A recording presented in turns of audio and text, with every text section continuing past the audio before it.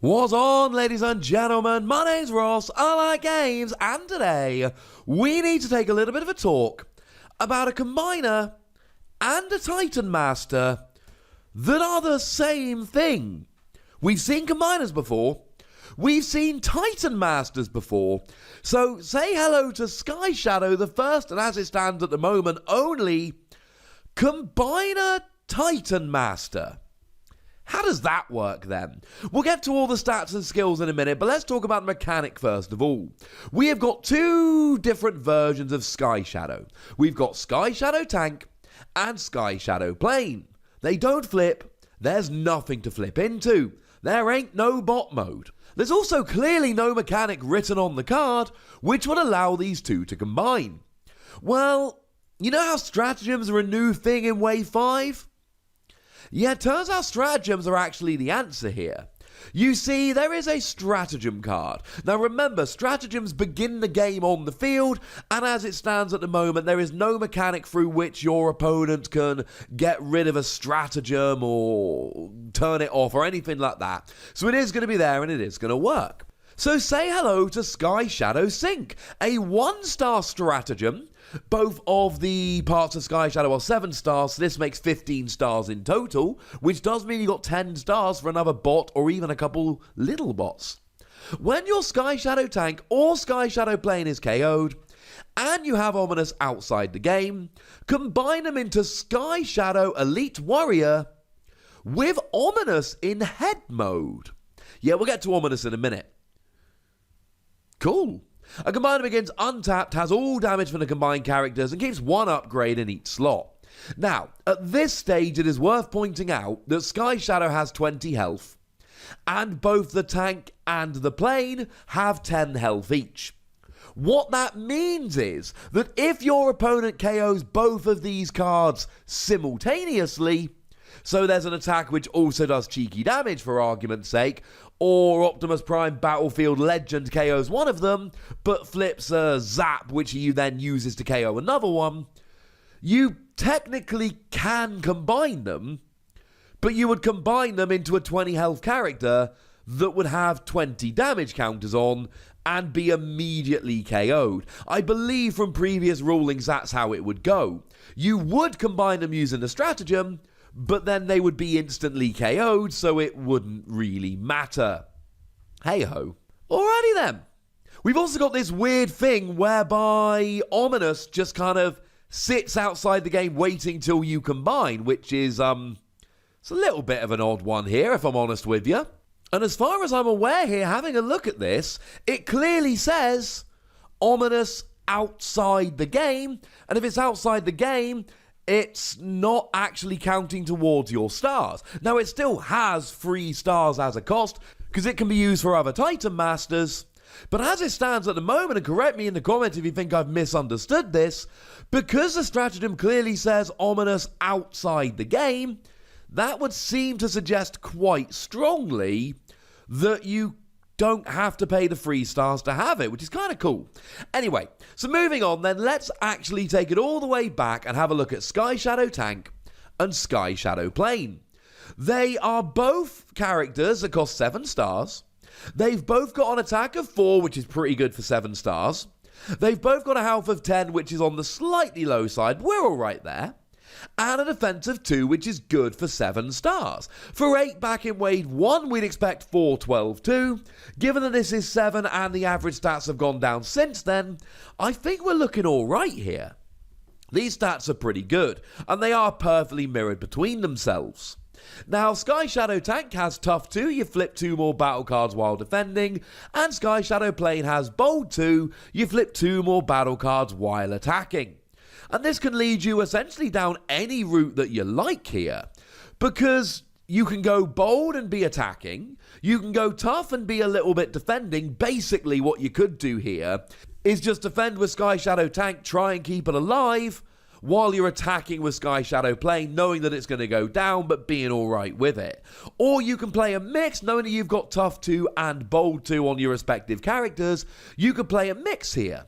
It doesn't lead you directly down one particular path. The attack is average but pretty good. The defense is average but pretty good. One's got tough 2, one's got bold 2. Kind of leaves it open for you. Of course, there's also an argument here that it's kind of a jack of all trades, master of none. Now, you do have both a tank and a plane. There is always the option here of using Hunker Down. You can't flip into a tank because you can't flip, but it just reads flip each of your characters from bot mode to tank mode. Then for each of your tanks that isn't upgraded of an armor, put an armor on it from your scrap pile. Well, you go to flip, there's nothing to flip, and then you put an armor on your tank. Is it worth it with only one tank? You've got space to play other tanks. Or what you could do quite nicely here is maybe take advantage of crash landing, maybe try and manipulate it so the plane goes down first, and then once the plane's gone down, you do 4 damage, or however much is on there with upgrades, etc., to a character before you then end up combining. There are options. They both do have ranged in common, which means you're potentially going cheeky damage here with stuff like armed hovercraft and marksmanship, and there's quite a lot to go for. You could even potentially go cooling vents here if you really wanted to. Just give yourself that little bit of healing, which could be kind of important for keeping that combiner alive when it gets up and rolling. Hey, speaking of that combiner when it gets up and rolling, let's have a look at that, shall we? What we end up with is a 20 health character, to be expected, with 8 attack, that's doubled, that's fantastic, and 2 defense. But as Drew points out in the article where he revealed this character, the reality is that if you just put giant characters with really high defense, and 4 is a really high defense, essentially what happens is you just end up with some really boring game where everyone's just playing really, really defensive, and then you just have really long, boring games, and it's just a bit... No one has fun with that, ladies and gentlemen. No one has fun with that. But we do have an attack of 8. The health of 20 is, of course, deceptive because best case scenario, you've actually got 10 hit points remaining. That's assuming that one gets KO'd while the other is undamaged. But you do get bold 2 and tough 2. So once again, you can go whichever way you like here. You can go, well, I've got a natural attack of 8 and I've got bold 2. Let's just go nuts here and really go aggressive. Or you could go, well, actually, my defensive 2 is all right, but I'm starting off with tough 2, so let's try and get as tough as I possibly can. Or just go for a mix. And if you're going for a mix, maybe try and build in some plan or focus to manipulate the top cards of your deck so that when you're attacking, you're hitting lots of orange, but when you're defending, you're hitting lots of blue. And with bold and tough 2 built in to begin with, you've got a little bit of leeway before you get going. Plus, when this is combined, you do 3 damage to an enemy Autobot. And this is weird, right? Because on the one hand, 3 damage is great.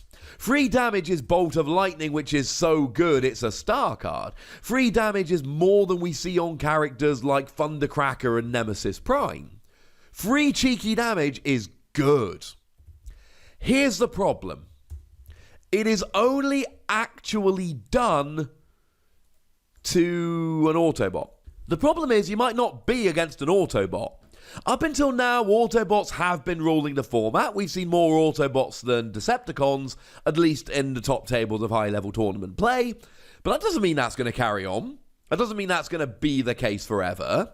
So it's all well and good saying that, but it's a bit...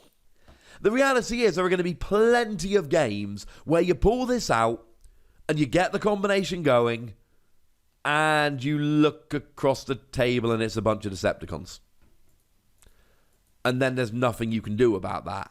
You're just not getting the free damage, which is upsetting. The good news is it is any enemy Autobot, tapped or untapped, being attacked or not. There's no... Other than having to be an Autobot, there's no limit put on who you can actually attack here, but there will be times it doesn't work.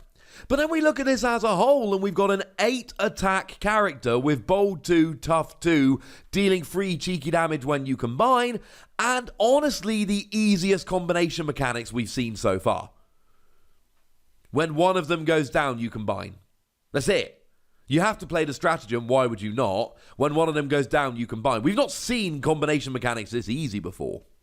Now, we do have a head here as well, which can be used for others, but has to be used for Sky Shadow. You don't have a choice of head with Sky Shadow here. Your stratagem card specifically says it must be Ominous. Gives you Pierce 4. Bearing in mind you've got a natural attack of 8, Pierce 4 is great. It means if you do butt up against some character with really high defense or a really blue deck, you're still going to actually be able to get a bit of damage on the board there. Pierce guarantees that you do damage equal to your Pierce or attack, whichever is lower. So that's kind of fun. As for Ominous in bot mode, 2 attack is actually pretty good for a weak bot like this. 3 health is terrible, a bolt of lightning will take it down in one go. And 0 defense is not good. But I've said this about pretty much all the heads so far, right? They ain't tanks. By definition, they don't flip, they're all bots. But what I mean here is, it's not something that's going to be out for long. Basically, this is it's the end of the game, you get one more attack. Like in a video game where your character gets revived but with a tiny sliver of health, so you've got one last chance to beat the boss. That's what these heads are. You get a tiny character back, which is definitely going to be one hit KO'd by almost anything, for one last attack. And you still get Pierce 4 with that attack. Now, you must remember with Ominous, it's got a natural attack of 2. So if you don't boost the attack or flip any orange icons, you'll still only do 2 damage. It's another reason to go potentially more orange in this deck, because if you can flip 2 orange icons, you are guaranteeing doing 4 damage with Ominous. And like I said, we're talking an end of the game, it's on kind of thing. So why not? Why not do a bit more orange and then go for PS4? Could work. If you don't win the game with this, you're probably losing the game unless you've got other characters out. It's worth a go. Although it does upset me a little bit, it's a melee character. Given that all 3 parts of Sky Shadow are ranged, do you really want to be playing any melee tricks just for your head after your Titan Master goes down? Probably not. But then again, maybe you play a melee character with it.